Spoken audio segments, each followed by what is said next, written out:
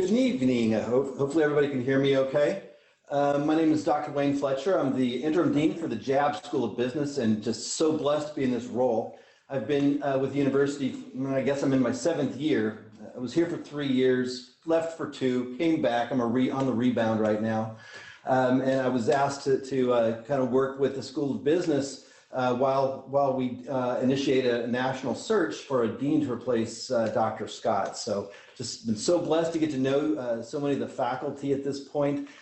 I am completely bummed that I don't actually get to meet the students. I met some of the student leadership team when they came to campus back in August, and we had that initial meeting, but it's kind of a bummer on that aspect, but well, it is what it is. We deal with what we have. Really excited to have tonight's Faith and Enterprise. I love the idea of faith and enterprise. We're not Christians and business people. We're Christian business people. It's not what we do. It's how we do it. It's how we view the world. It's how we make our decisions. It is so ingrained in everything that we do as we go through that transformational process with the Spirit. And so we have some, I know Dr. Harrison's going to talk about them because she knows them very well, but I'm excited to have some alum here tonight as our guest speakers. They're a brave couple that actually, I think, did you guys meet here to get married? Yes, yeah, we did. You did meet and got married. So that ring by spring thing does work at times.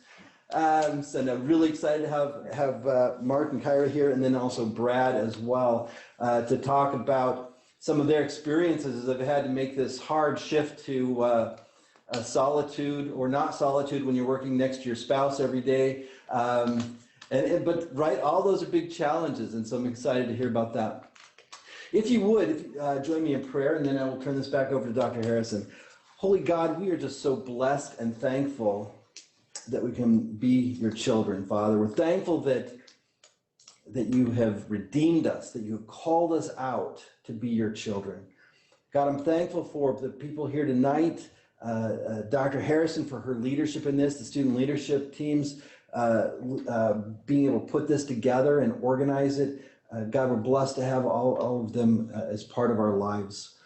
Father, we're thankful for CBU, for the intentional application of Christianity into our lives as we continue to help develop future students and as they go out into their futures, God, and we just pray for your guidance with them.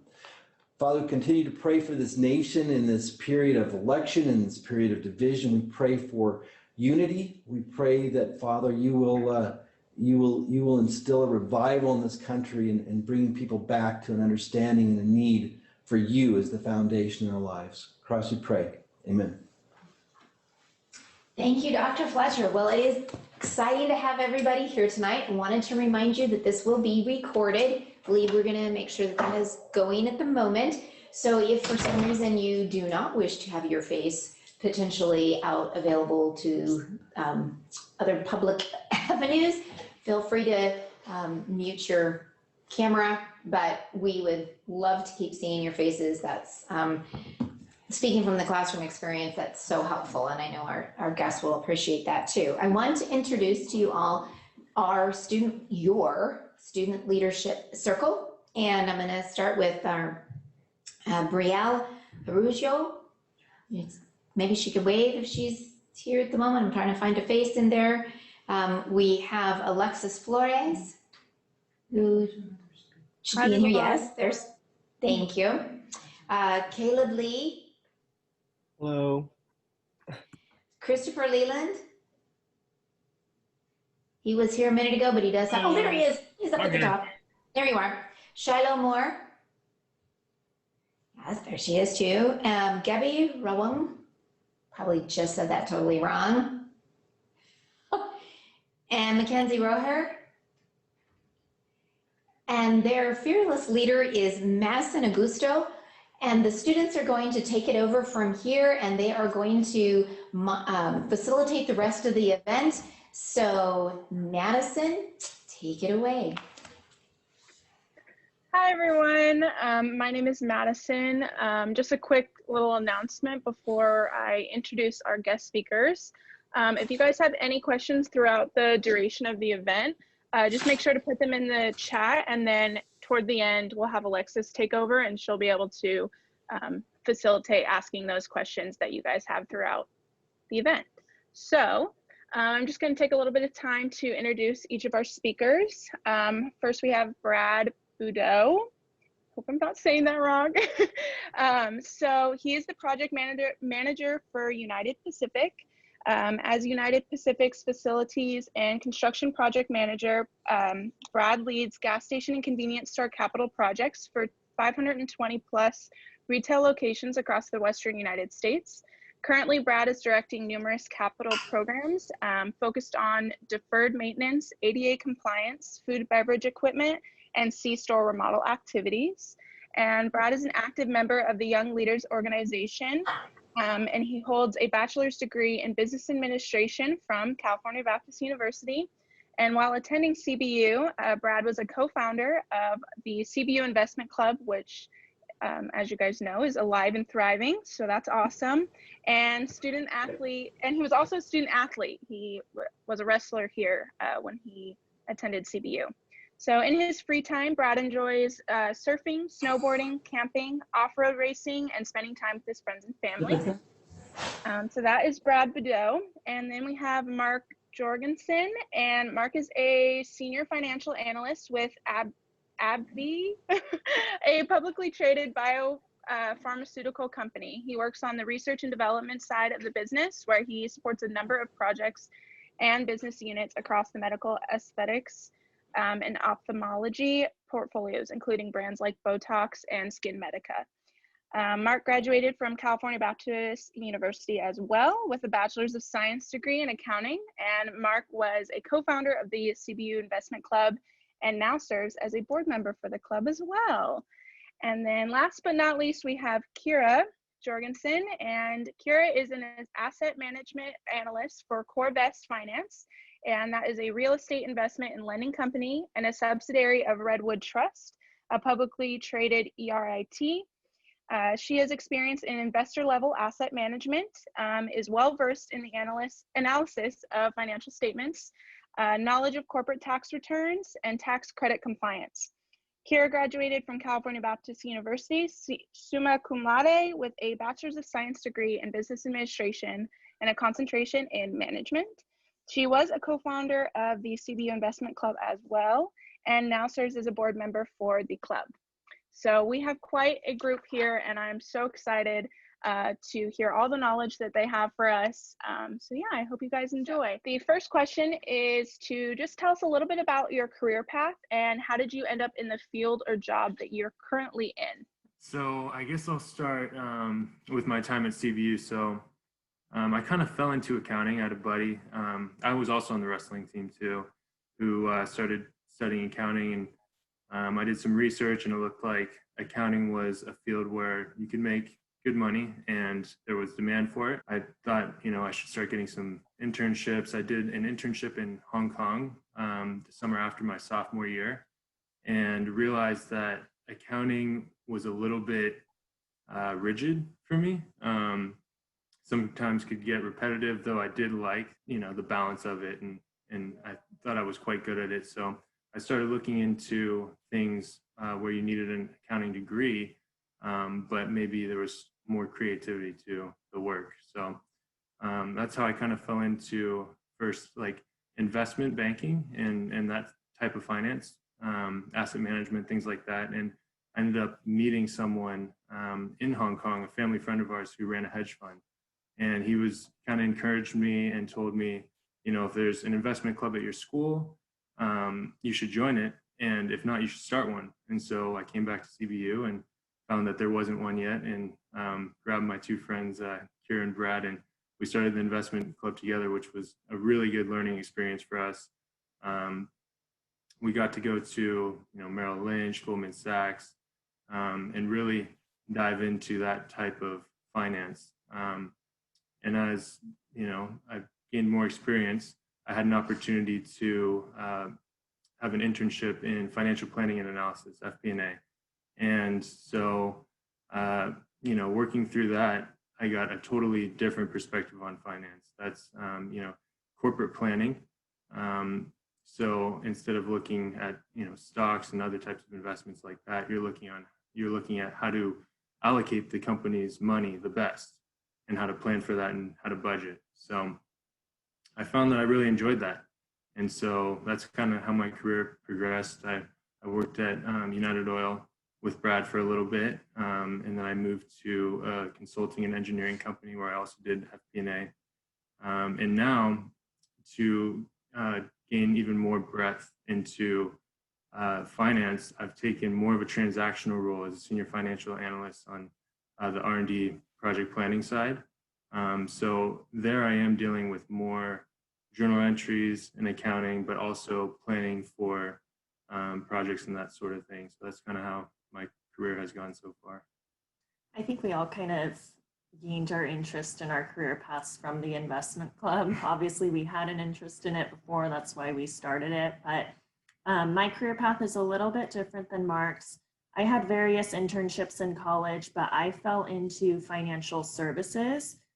Pretty much straight after college, I had a job my last semester of college working for a financial advisor.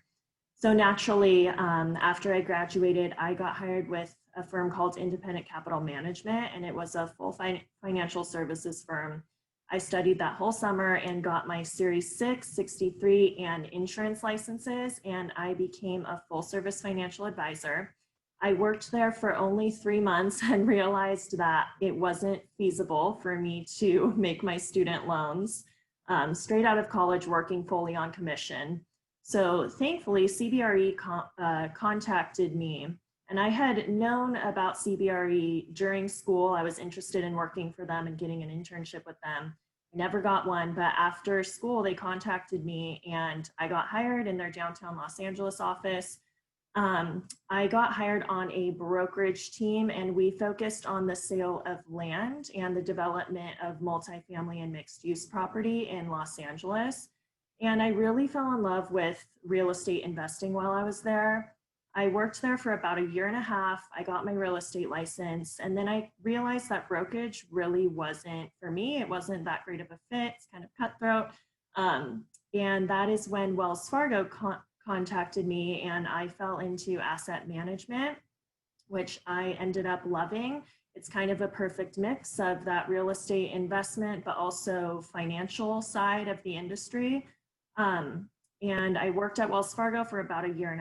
I managed a portfolio of 14 multifamily properties all over California, and just really focused on their financials, making sure that they're performing well. I traveled a little bit to the properties, and I really fell in love with that role. Unfortunately, I got laid off from that job last year, actually shortly before our wedding. So that was kind of a struggle. I can tie into that later too, because it does tie into how COVID affected everything. But thankfully, the Lord gave me another job in asset management. I work now for Core Best Finance, and I am more on the lending side, but I still manage a portfolio of loans, and that's just been really a blessing, especially during this time of COVID. So that's pretty much where I'm at right now. All right. I will start real quick. So I'll talk a little bit about how I got into the field I'm in today. So in college at CVU, my first summer job, I like to call it an internship because it was a good learning experience, but I started as a fueling equipment technician. So I would go out on a service truck with one of my partners who was also a tech. And we would go out and fix what's called drive off. So a drive off, for those who don't know, is when a customer drives off with the nozzle in their car. It happens all the time. It's our #1 service call. We have hundreds a week. So that is what I did all summer, and that was my first actual job. So a pretty fun experience. It got kind of taught me the gas station and convenience store business from the ground up. And I learned that being a tech was a very tough job. That's for sure.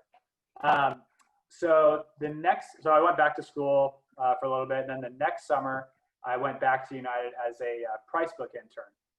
So our price book department is responsible for pricing all the goods inside a convenience store. So your salty snacks, your packaged beverage, anything you could think of inside the store, they're responsible for strategically pricing with our marketing folks.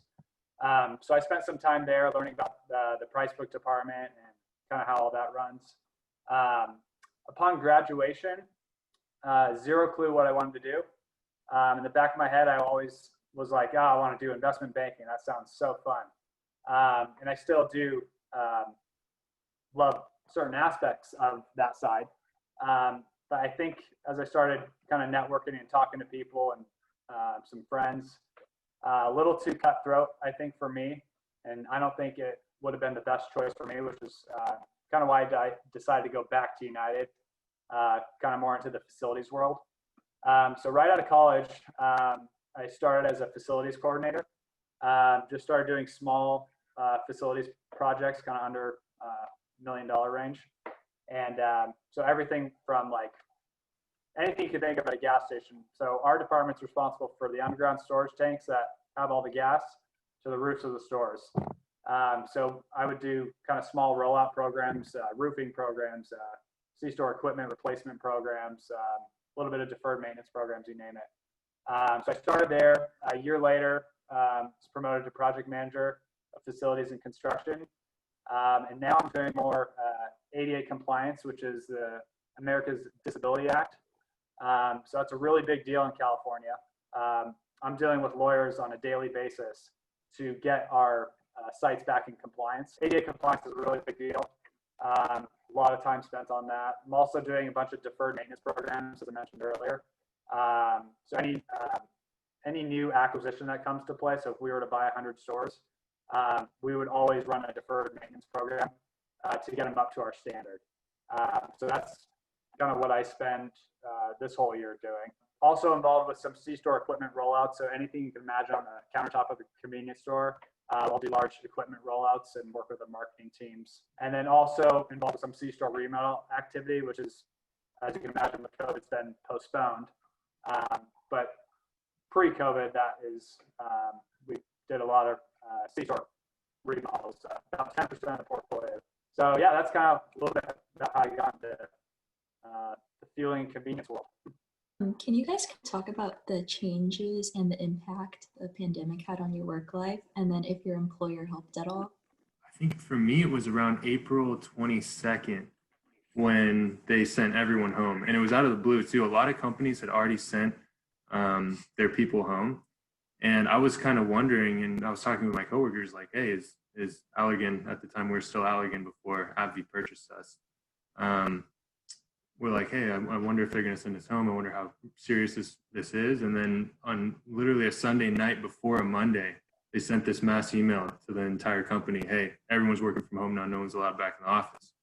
So you can imagine, I mean, like, there's probably stuff at my desk still, like, just left out. Like, it was kind of quite a shock.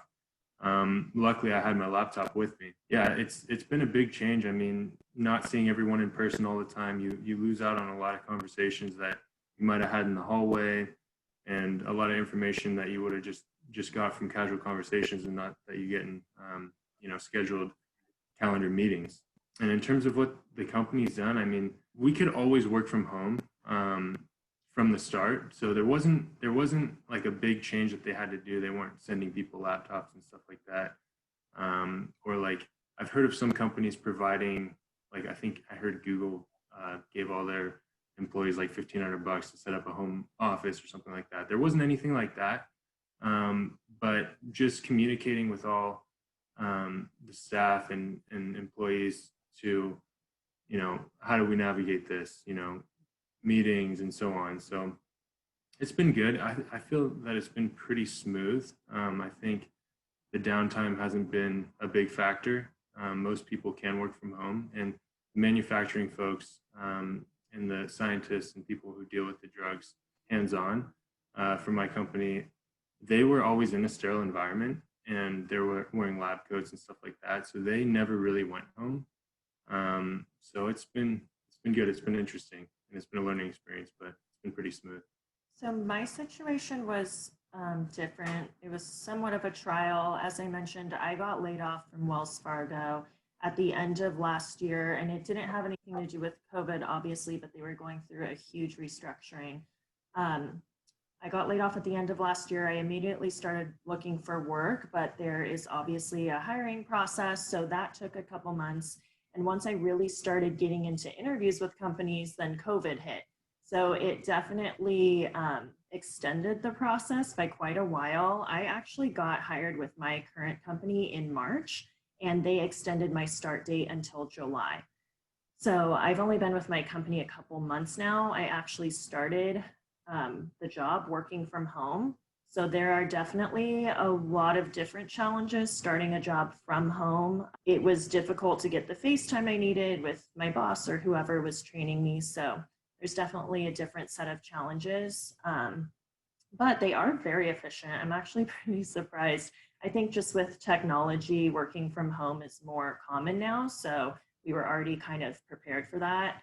My company gave me a laptop, and they definitely offer a lot of support. We have meetings, a lot more meetings than I think you do when you're at work. I'm on the phone pretty much all day in meetings. So that's kind of a difference from previously working in the office. Yeah, I think on my end, the transition has been pretty smooth for me. I can do about 99% of my job from home. So that's been really nice. I think in the first month or so, it was a little weird because none of us used Microsoft Teams or Zoom before. Just like communication on how we communicate with others and adopting the technology was definitely a learning curve for everyone. I tell you, United's been pretty flexible on how we work, and I think it'll change their overall perspective on remote work in general. Remote work kind of used to have a negative outlook. You know, everyone thought that, you know, if you're working from home, you know, you're kind of just laid back, not doing anything. That is far from the case. This is the busiest I've ever been, believe it or not. But yeah, I think it's been pretty smooth for me, and I think companies are becoming a little more flexible. So, since all of you guys have been working from home since the pandemic, what would you guys say was the biggest benefit of it, the biggest challenge you faced, and how you guys overcame it?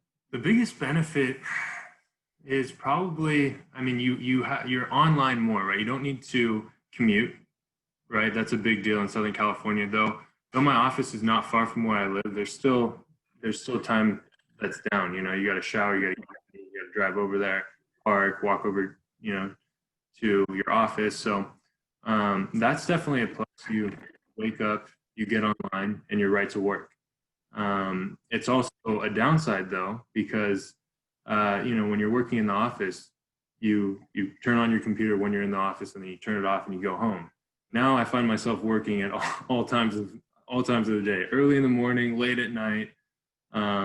So it is hard to kind of put it down and say, okay, now it's time for me to relax. In some ways, you're more efficient because sometimes you just want to get things out of the way as fast as possible.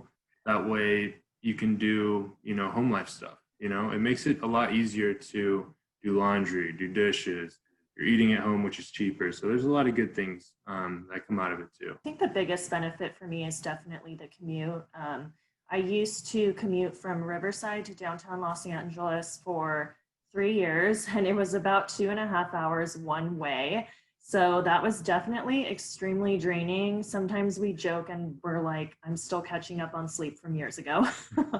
But that's definitely probably the biggest benefit. I think challenges is not being in the office, not getting the face time you need, especially starting a new job like I have.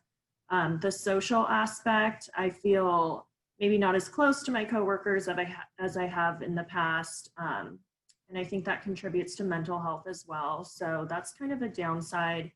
For me, it's hard for me to do like housework. Sometimes it's a little bit distracting because I'm just an organizational freak. So if I see something around the house, I'm like, oh, I want to fix that right now. So kind of keeping focus when you're here at all times is pretty difficult. Yeah, I agree with both Mark and Kyra's points.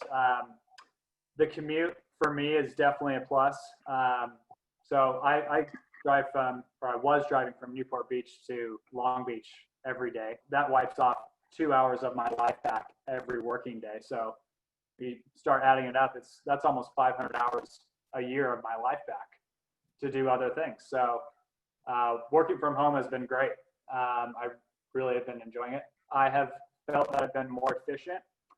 And the reason for that is because in the office setting, you're going to have a lot of people coming up to your desk, chit-chatting, talking about the weekend, which is good and healthy, and there's a time and place for that, absolutely. You know, working from home, it's allowed me to kind of really focus and actually get a lot of work done. I think it's important to have like a designated area. At least that's helped me, like have a desk. If I could have a room, I'm in a small apartment, but if you can have a designated room and are fortunate enough to have that, I think that's also really important. Just to isolate yourself a little bit. Because to Kyra's point, I'm the same way. I like to keep this place clean, and if I see stuff around, I get a little distracted. So just having a designated place is important. What aspects of the new normal do you expect to continue, and what aspects might have ended? I think there's going to be a change in corporate America, to be honest. Maybe globally too. I think a lot of companies are realizing we don't need to spend all this money on fitting out a new office and hiring people in all this one place. Like you think about some markets like San Francisco, I mean, those are expensive people, and that's an expensive lease. And I think they're realizing, you know, these people are just as effective, if not more, from home, and we can hire them for cheaper all over the country. And they'll be happier too, because they're not, you know, crammed in some small apartment in San Francisco. So I think a lot of companies are moving that direction. I have a feeling mine's not one of them, but I think a lot of companies are. I've heard from a lot of my other friends that, you know, they're not coming back into the office until Q2 2021. And my company's bringing us back this month. So there's definitely differences in opinion of the seriousness of the virus. I think it will change permanently a lot of things. So for you guys might have, you know, open recs or job descriptions that you're going to see more of where they're talking about working from home. Be ready for that. And I think in some ways that could be something that companies do to draw better talent. You know, some people may want or prefer that. Yeah, I don't have much to add to that, but I think that we probably will move more in the direction of working from home. It gives people more flexibility to also live where they want, and maybe even move out of the state, and you can still retain that great talent. I think also people are going to see that quality of life improves, and even mental health from not commuting so much. And air quality and traffic and all of that. So I think there's a lot of benefits to working from home. My company in particular has been just as efficient working from home. So I think companies also will want to cut the cost of their leases and things like that. So I think it's going to stay around longer. But like Mark said, his company's already going back. So company's going back too. They've been very firm on that, which is fine. As far as the new normal goes for us, in our office, while everyone's been gone, we've been installing glass shields in between the cubicles, for some added safety. We're also doing like increased frequency on the cleaning. So the buildings are being cleaned, you know, twice as much as they were before. Even at the C-store level and gas station level, we have employees cleaning hose and nozzle equipment twice a day now versus not at all before, really. So I think there's going to be better cleanliness standards. I think there's going to be a higher emphasis on people who are sick, that they absolutely do not come into work. And I think there will be a lot more flexibility on that side. Okay, that was so helpful. Thank you so much. Do you guys have any concluding thoughts or advice that you'd like to offer up before we open it up for the Q&A? Sure. I would say as you guys prepare to go into the workplace, prepare your resume. Like the only thing on your resume should not just be your degree. I know a lot of people who have done that and have come out of school struggling. The more experience you have, the more the employer is interested usually. So unless you have a family connection or something like that, that'll help. But the more internships and extracurricular activities you guys can do, the better. And on top of that, I would say be confident, go in there, know your worth, speak up, and just be yourself. Yeah, to Mark's point, being confident is very important, and also just trusting God. It might sound cheesy, but I've had a difficult career path, and God really always pulls through. He always gives you more than what you think you're even capable of. That's really proven true in my career. So definitely just trust him. Pray a lot for where you're supposed to be in your career, because it might be a lot different than what you think you want. I didn't even know what asset management was when I was in college, and I'm really happy in this field. So yeah, just trust him. And just to tag one more thought, don't rule yourself out. Yeah. If you see a job description on a job that you're interested in and it says requirements, this, that, and the other, and you're like, oh man, you know, I don't meet all those requirements, or I don't think I can do that job, but it's something you want, then apply. See if you can get in front of someone and talk to them. You never know. Don't kill yourself before you even tried. You know, take the chance. So. Yeah, to Mark's point, these job descriptions sometimes are ridiculous. I mean, they make it sound so scary sometimes. So yeah, to his point, I wouldn't be discouraged on. For me, one of my biggest regrets in college was not networking enough with people. So in college, you're going to have a lot more time than when you do start working. So one thing I'd recommend is, recommend getting coffee with people or breakfast and just chatting with them and having a conversation about, what they're looking to do and kind of what their interests are, and just networking. The second thing, especially, that's kind of your preference, but whenever I'm looking at resumes, I really like to see a picture of who that person is. Kind of personalizes it. Again, that's your preference, but when I'm looking at resumes, I always like to see like who I could potentially be dealing with. For those starting to work from home, I would recommend getting good Wi-Fi. You don't want to be the guy that's all scratchy on some of these remote calls. So if you can, spend the extra $10 to get, upgraded Wi-Fi. I know this is breaking all the rules because I'm not using the chat and all that good stuff, but I'm just going to do professor privilege. Are you guys finding your employers offering to pay for your internet bill at all in your time working at home? I have not. No. No. I haven't asked. I doubt it though. I don't think they would. Yeah. Well, my husband used to work from home in his job, and of course that was with the federal government, so budget wasn't an issue.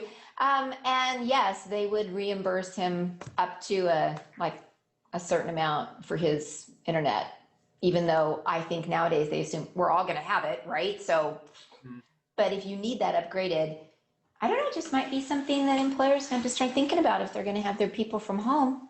Might be one of the tools they need. Yeah, for sure.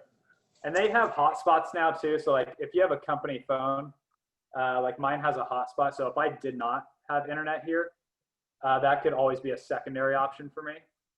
So I guess it depends on if they issue you a company phone, but. All right, I think we can start the Q&A. Also, I just want to say it makes me so happy to hear like everyone's responses and everything, and I'm so happy to see like some staff here, like Professor Alderson and also Professor Ortiz. Miss you guys, miss everyone. Also miss you, Dawn. My heart hurts, but it's okay. Anyways, back to the Q&A. So I have one question from Reed, and this was specifically for you, Kyra and Brad. He said, you already stated that there was a lack of face time that usually a company is working in an office, and that can be hard to handle. Can you specify what measures they have taken to increase your connection with your coworkers, supervisors when isolated at home? So how are you guys strengthening those type of relationships? Can you repeat like the last part of that again? Yes. So he said, can they specify what measures they have taken to increase their connection with their coworkers and supervisors when isolated at home? Yeah, so Microsoft Teams is the answer to that. We are on that platform 24/7. I mean, that is where all of our meetings happen. That's where all of our video chat happens. So that's been a really critical platform for us to communicate with one another. You actually don't even need a cell phone anymore. I could just call people on my computer. And since everyone's working from home, that's usually what I do. So I can either call them on the computer, I can video chat with them. You can even instant message. So communication has been easier than ever, and it's pretty easy to talk to any coworker at any time. Yeah, I mentioned earlier we have quite a few more meetings than I think we would be having in the office. I'm pretty much on calls all day. We actually are allowed to go into the office. We have to wear masks at all times. The desks are socially distanced, and you're allowed to go in once or twice a week.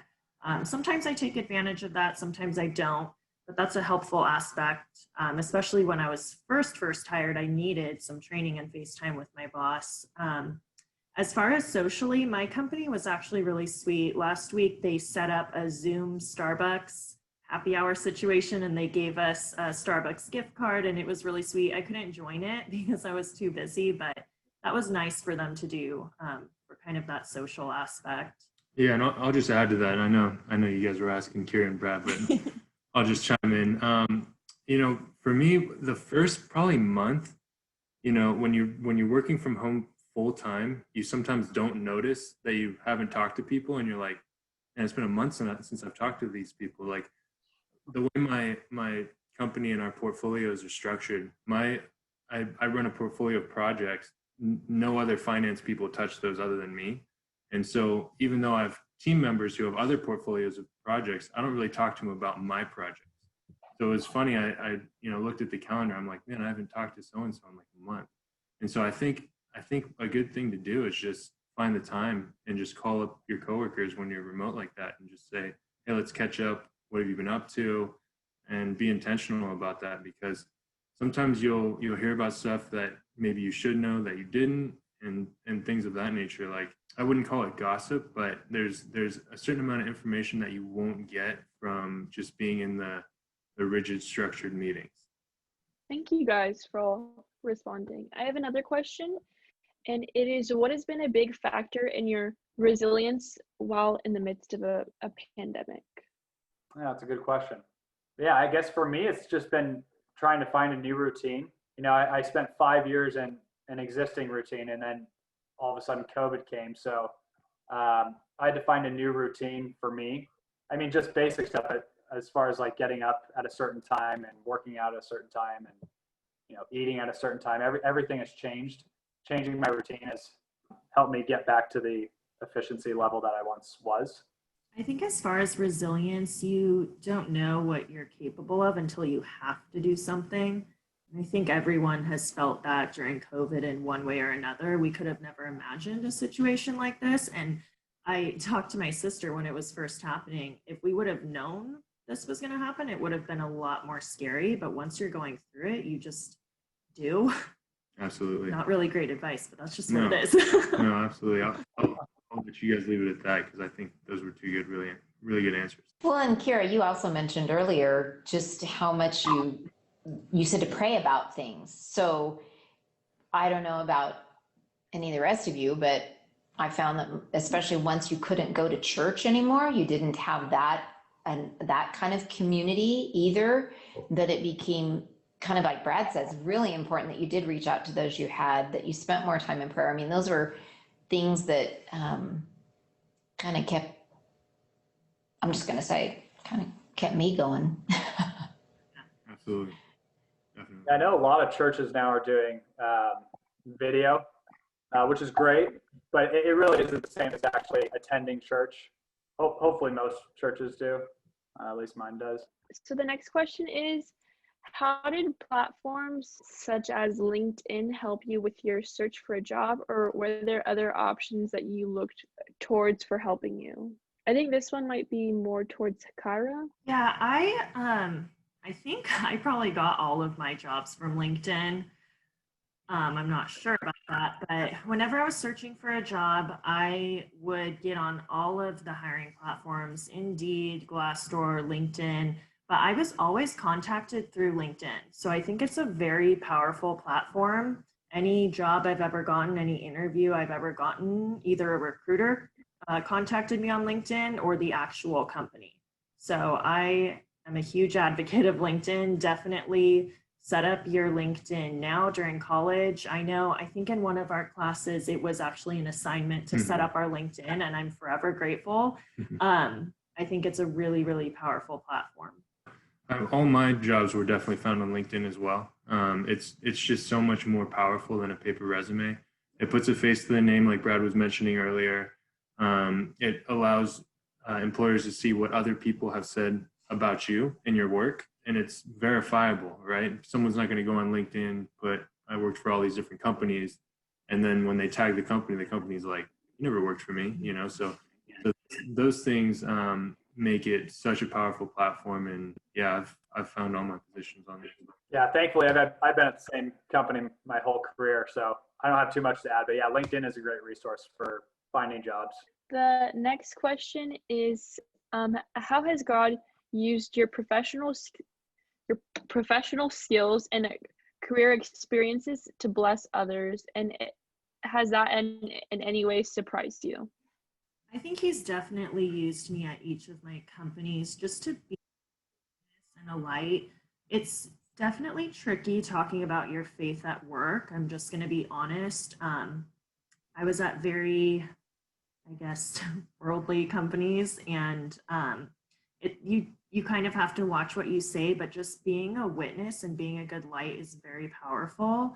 I have invited people to church at my companies, and I've been blessed to be able to do that.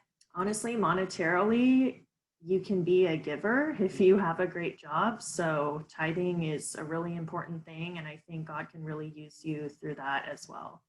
Yeah, there's a term, actions speak louder than words, right? And I think part of that is something that we can do at work. I don't know that we should be the people who, you know, stand on top of the desk and pound a Bible, but we can be a good witness by the way we act, the way we treat people. There's always going to be tough situations where you disagree with someone, and just the way you navigate that situation can say a lot about you, about your faith. It's definitely harder to bring up God at work, but there's ways you can do it in casual conversation. You know, if they ask you what you were doing this weekend, hey, I was on a mission trip, and then that kind of sparks conversation. So you can, I don't know, you can kind of start the conversation that way. But yeah, it is very, very challenging to talk about God at work sometimes, especially if you're at some of these bigger companies where you have a lot of different worldviews, I should say. So yeah, it's a challenge, but it's achievable just in the right way. All right, thank you guys. Also, I would just like to say, but I think it's also just important to state that you should always pray over wherever it is that you're like working for, your position, your work environment. That's what my mom has always taught me. And I had an internship actually over the summer where like my mom like prayed heavily over me in that position. And then there was this one girl that witnessed up to me, and then she shared her testimony with me and just like all this stuff that was happening with her. And like I got to pray with her, and then she got a friend to pray with us. And now we have this like small little group where we actually read with each other. We read like a chapter every week, and it's every Friday at 6. So it's kind of like nice how all that kind of played out. So just make sure wherever you guys are in life, just make sure you guys are just praying over yourselves, because the power of prayer is very, very real. And the next question is, do you think that working from home has affected your quality of work? I would say not even slightly. If anything, it's gotten better because it's allowed me to have less people bother me. Usually if someone's calling me, it's kind of important versus, like I was mentioning earlier, you have the chit chatters that come up to you, which is all great and all good. For me, working at home, it's really allowed me to like really focus on some of those more tedious days. So yeah, I wouldn't say it's affected my work at all. But you know, if I had kids, for example, if I had 3 kids running around here, yes, it would, my opinion would change for sure. I agree. I think I'm just as efficient at home, and I have worked at home at both of my previous jobs because I was commuting so far. So they were really gracious and let me work from home at least a couple times a week. So I was already really used to that. I think it has also helped me be more bold and kind of come out of my shell more because I'm forced to be on meetings pretty much all day long. Whereas before in the office, you can just stop by someone's office really quick and ask a question. So yeah, I'm definitely forced to speak more and report more and things like that. So I think it's positive. I think it just depends on what you do. I think in all of our cases, it hasn't affected us at all. I would agree with Brad and Kyra. I don't feel like it's hurt my work at all, the quality of my work at all. But, you know, sometimes it depends on the person and it depends on the job. You know, some people need to be in the office, and some people's personality needs to be in the office. So Another question, if you could redo it all again regarding life after college and moving into the workforce, what would you change either professionally or personally? One thing I would change, so I'm naturally pretty introverted. Doing stuff like this terrifies me, but I know it's good for me, so I do it anyway. I think the biggest thing for me, relationships are so important, both business and, you know, non-business relationships. So I think if I were to do it all over again, I would have really invested some more time in establishing some good relationships with, you know, potential people I could be working with one day, and taking them to coffee and talking about what they do and what they like to do and where they're working now, and just networking more. I think because a lot of the good jobs come out of networking. You can definitely find good jobs out of LinkedIn for sure, but I think it's kind of nice to know someone to get you through the door. I think it's a little more of an easy process. I agree with Brad as far as networking. I kind of struggled straight out of college to find a job, or at least a decent job. So networking is definitely very important. I actually don't regret anything I did as far as my career path, because like you were saying, praying over your career is so important. And if you're really seeking God's will, He is going to direct you to where you're supposed to be. The other thing, and this is going to be very taboo, but definitely set boundaries at work. Because when you come out of school, you're just so excited to have a job, especially if you struggle to find a job, and you will do anything for that job and really put yourself aside and not focus on your mental health at all. So definitely set boundaries. Your company should care about your physical well-being and your mental health. If they don't, that's not good. So I think that's really important. That's something I would change in my first couple years of working. yeah, I don't like to dwell too much on regrets or think about you know, what I would change. I like to think more about what I would do moving forward. But with that being said, sometimes I you know, going through college, I think early on, I didn't have a lot of direction. I kind of fell into accounting, and it ended up working out for me. You know, if I were to do it again, I think that I would probably sit down and think more about it. Like, what do I do? What do I want to do after school? And I think I was fortunate and it worked out. But that would be advice I give to you know, someone who's freshman probably, or sophomore, and just really think, you know, what you got to mix, like making money and what you enjoy, because it has to be both. It can't just be one, because we have to live out here. It's expensive in Southern California. It's tough sometimes. It's definitely a possible thing to do. So that's what I would say. And the next question is, and there was a few of these, so it was just, have you guys found it hard to like split between work and home? Like, has it been hard for you to like clock out of work since you are home? Very. I know Mark mentioned this earlier, but when we went to work before, there was a kind of a general start and end time. You know, you get in at 8:30 and you leave around, you know, whatever, 5:30 or 6. Now it's just start whenever and end whenever. So I'm working kind of more flexible hours, but the days do get a lot longer. And kind of the disadvantages of working at home is kind of getting stuck in here. So I think it's really important if you do work from home to, you know, actually take breaks. Because at the office is a little easier to take breaks, get up and walk around and say hi to people. Here it's just a little bit more lonely. So it's important. Like, I try to go walk outside, you know, every hour or so, just like walk outside for 5 minutes, come back in, regroup. So that's just something that's worked well for me. It's definitely hard to take your lunch. I always find myself sitting in front of my computer and eating and having my breakfast in front of my computer and all of that. So you almost feel guilty if you walk away from your computer while you're for some reason. So that's definitely part of setting boundaries. Like, take your lunch hour. You still have that lunch hour. It's not gone just because you work from home. So that's definitely something that I need to practice more. Yeah, I agree. It's like you don't want to walk away and miss a phone call or something Yeah. like that. You don't want that stigma of, oh, Yeah. are they actually working from home or whatever? But in that case, your coworkers know your quality of work, so I wouldn't stress too much about that. But sometimes, like the other night, I think it was like past 11, like Kyra was like asleep on the couch and I was like still working. And, at a certain point, that's not healthy. Obviously, that doesn't happen all the time, but you got to balance it. Sometimes, if I have the time, I'll clock out at 3. If I know I have everything done, I'm prepared for the next day, prepared for all my meetings.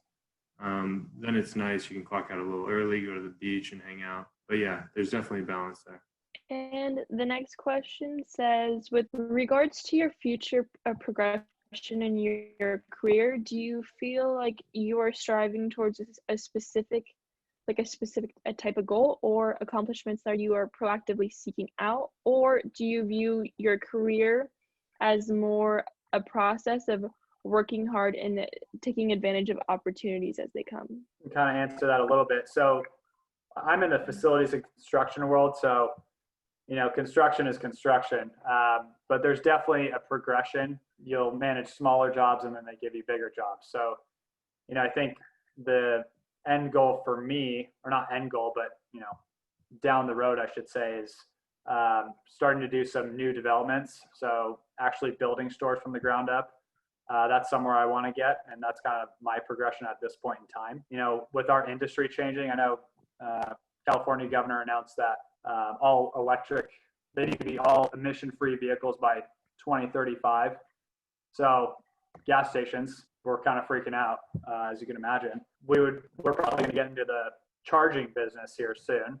So that's something we need to think about when we're building new stores. So to answer your question, I guess the progression can change as things evolve, but that's, as of this point in time, that's kind of how I see my personal progression. I think it's a combination of all those things. You'll find in your career, you might start with something that you like, and as you start doing it, you might find you like something else. And so I would say do what you're doing with complete and full effort, and try your best, do your best work, and see where it takes you. I mean, sometimes people talk about your 1-year goal and your 5-year goal and stuff like that. I would say your 5-year goal, at least mine, has changed. That there's nothing wrong with that. You might set out for one thing and end up somewhere else, but it could be better than what you expected. So one of the reasons I took my current position is because I saw a lot of growth potential at this company, whereas at Wells Fargo there wasn't as much. So during the interview process, asking those questions, trying to see also what your boss does and if you would want that job, because if you don't, then there's not much growth potential for you there. So that's definitely really important. Right now, I see a clear path for growth at my company. That's kind of my 3-year plan. Yeah, and to add to that, I think, especially you guys looking, I'd be very careful on who is your direct person you're reporting to, because that's the guy, that's your key stakeholder who's going to have influence on how you will succeed. So I would be very careful on how you choose. Okay, the next question is, how did you choose your companies and the field you wanted to work in? What did you look for when researching that specific company and the interview? For me, it's like, it wasn't like one company. It was more of the position and the growth that I could get from learning that aspect of finance. So it wasn't, and it's tough because, when you're in these interviews, the companies always want to say, why me? And you kind of have to come up with something, right? And it has to be good enough for them to accept it. And there should be a good reason why you work for that company, but it's not necessarily a single company when I was choosing. So it was more of, like Brad said, who would I be reporting to? How did I feel about this guy? There's a certain type of person you want to work for. You don't want someone who's too micromanagey, but you do want someone who's hands-on and who trains you, especially early on. I was very fortunate with my first job out of school. I learned so much from this guy named Bill McBride, and I still talk to him all the time. He's still a mentor of mine that I speak to this day. I still see him and his wife and his kids. Still have a really good relationship with him. So I would say that's what I would look for. You can get a little bit starstruck with big name companies and stuff like that, which, you know, in some cases isn't bad, but because it does look good on your resume and it can propel you farther in your career. But I would really focus on, who am I reporting to? Can I really learn from this guy? And things like that. So, guy or girl. Yeah, company culture has become extremely important to me because I have worked for companies with great culture and really, really toxic culture. And you can't even imagine how it will affect your personal life, even. So now in interviews, I interview them just as much as they interview me. And that is not a bad thing. I used to be so afraid to really ask the questions that I wanted to in interviews. And now, I ask a lot about the company, and companies also like that, and they like for you to be aware of your strengths and what you actually want in a career. So I think, yeah, during the interview process, it's really important to figure out what that culture is really like. Yeah, I don't have too much to add there. I mean, I've been with United, you know, my whole, whatever, 6 years now. So I haven't had a ton of interviewing experience other than those two, but I think the big thing for me was getting to know the person interviewing me, assuming that was the person I'd be reporting to. Getting to know them on a personal level too, like, you know, really understand who they are, what they represent, and how they're going to influence your career going forward, or during your time there, I should say. As of right now, I don't see any more questions, but if anyone has any, would you please put them in the chat?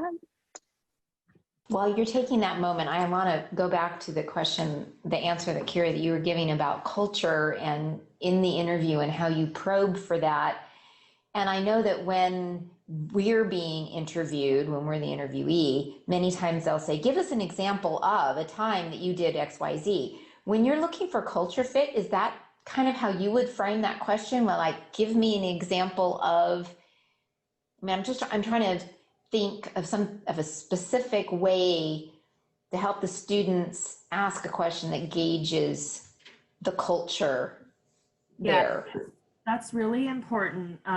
It is important how you phrase it. So usually these interviews are more conversational and it's kind of natural. So that's been really great. But I will phrase it like, company culture is something that's really important to me. And I tell them, like, I have worked for companies that have amazing culture and I fit really well. And I have also worked for more kind of cutthroat situations. And I know what I like now and I know where I can thrive. So can you tell me what the company culture is like here? I will also ask the manager, what is your management style? And that's kind of a good way to get them to maybe tell you if they're a little micromanagey, or if they say, I'm very hands-on and I like to have my employees reporting to me at all times, things like that. It's kind of a red flag for me. So yeah, asking, what is your management style? And can you tell me about the culture of the company? That's something that's really important to me. It's usually how I phrase it. And through the interview process, you'll be talking to more than one person. So yeah, you'll I be ask able, all of them. yeah, you'll be able to gauge from all of them what the culture is like. And you can also ask other people about what they think about who you're going to be reporting to. So it's good. Do your due diligence. I mean, that part is probably one of the most important parts of choosing the next company you're going to be with. Because you'll be surprised. You might think that you really love an industry, and just the specific company in that industry might not be a good fit for you culturally. So it could really disrupt your career path. Yeah, and it could even be a specific team or a specific person sometimes. Yeah. Sometimes it could be great company, great culture. You just get stuck with the wrong person. It happens. You can ask questions that help you gauge that for sure. And if it's not the right fit and they send you an offer, don't be afraid to say no. I mean, it's years of your life you're committing, you know, understand that for sure. Also, another question is, what have you learned at CBU, like with your time at CBU, and how have you used that in your work and life until this day? My degree was very specific. I had a very good professor who had a big impact on me. I don't know if he's still there, Professor Christie.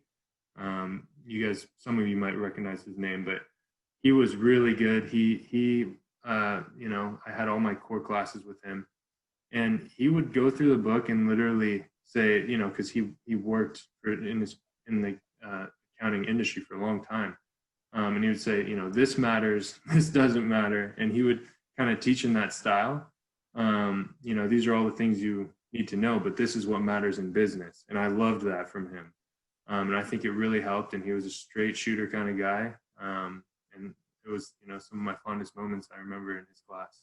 I have a question for you, sir, Mark. Mhm. When you got out of school, who was really a good mentor for you when you got out? And like who actually, because when you got in your first company, like who kind of mentored you along? So I was very fortunate.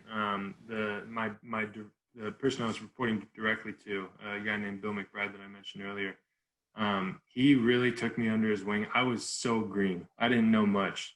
He taught me everything about, like, other than, what you learn in school, but there's a lot of systems you need to know, Excel, all that stuff. He taught me, he really brought me under his wing. We'd go to lunch almost every day. He'd take me out.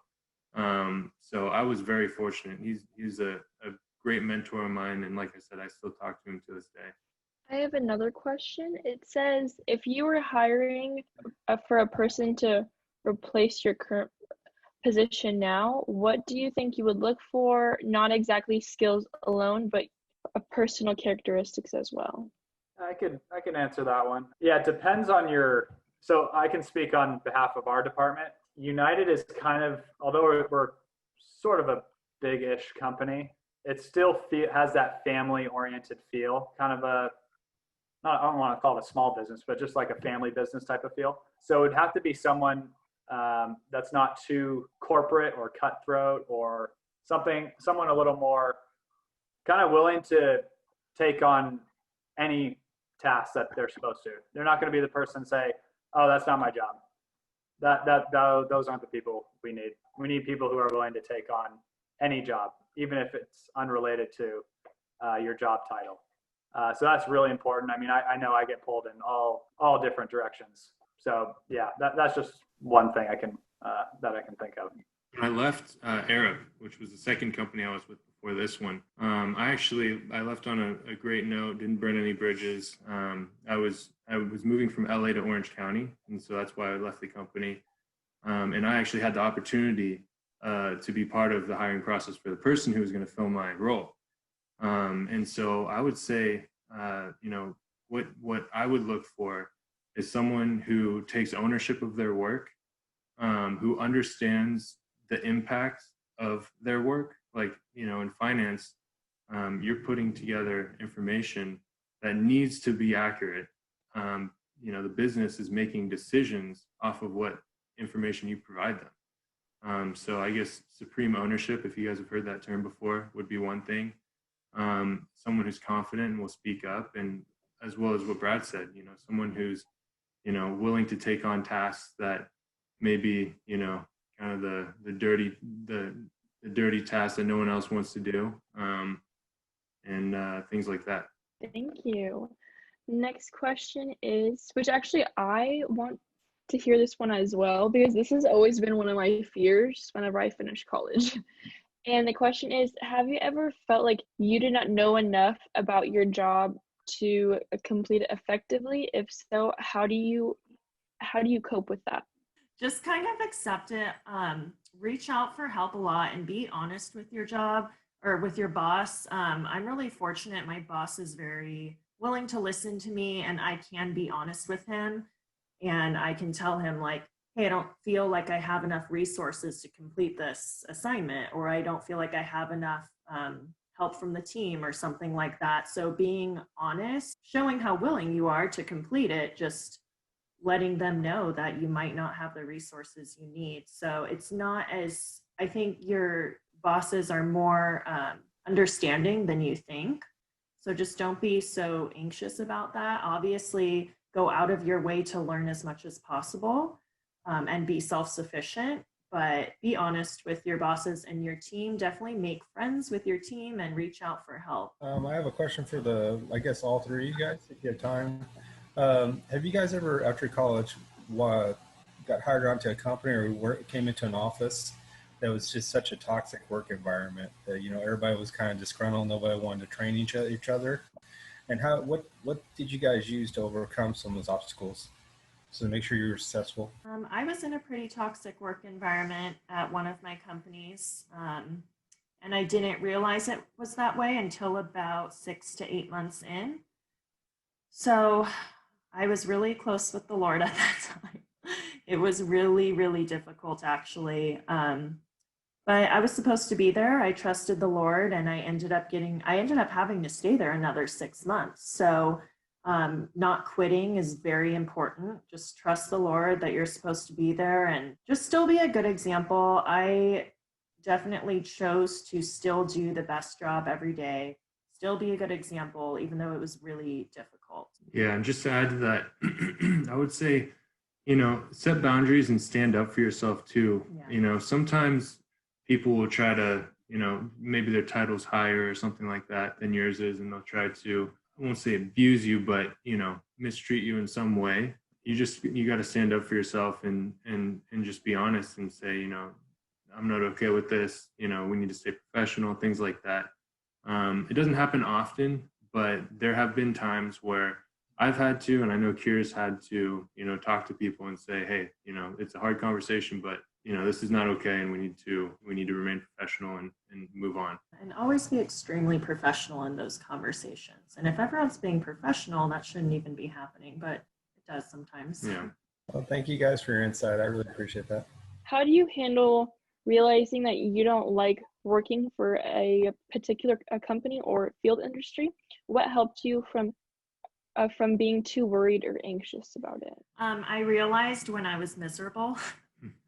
But as far as not being anxious, I prayed a lot. And to be very honest, I was really anxious during that time. And I think that's why I tell you guys to set boundaries, because you should never let work affect you so personally. It is just a job, and your identity is not just in your job. So putting your job in perspective, and when you leave your job every day, leave it there. That's so much easier said than done. I really struggled with that, especially at that company. I definitely prayed a lot during that time. It was pretty difficult, but the Lord always gives you so much more than you think after those difficult situations, and just know that you're there for a purpose until you're not supposed to be there anymore. Thank you. And this is another question for you, Kyra. And it says, as a woman, have you ever felt that others looked down upon you, or have you ever felt that you have ever had to feel like you needed to meet the expectations to prove your worth? And how did you overcome that? I actually did feel that way at that same company. That was not a good culture, but that is not every company. Thankfully, that was just specific to that company, and that was part of the toxicity. But you just move past it. I don't feel that it kept me down. You really just have to move past it, and you have to work hard and command your presence. That was not the case at any of the companies that I've been with after, and I feel very respected and valued. So yes, that was a thing in the past, but it's not every company. And I believe that is all we have for today. I don't have any other questions. All right. Well, I want to, I just have to stand up. I don't know about the rest of you guys. Oh, no, I can't. I'll go off. I think one of the things about working online so much now, again, this is maybe didn't come up because I've mentioned it in class, you know, the whole idea of being on Zoom meetings all the time, what that does to your eyes and how tired you get just from the constant screen watching. And I'm so glad Brad said get up and walk around every hour. I have to practically set a watch to do that. So I understand that according to good Zoom protocol, or not just Zoom, but online meeting protocol, is that when we want to do a round of applause, we don't bang for making noises. We have to, do this is Dr. Vanderslice told me that we do this to applaud. So if we could give a big applause to our guest speakers, thank you very much. This is awesome. I really appreciate that. I'm so glad that you guys came here and took your time to come in and hear them. Thank you again for taking the time to be here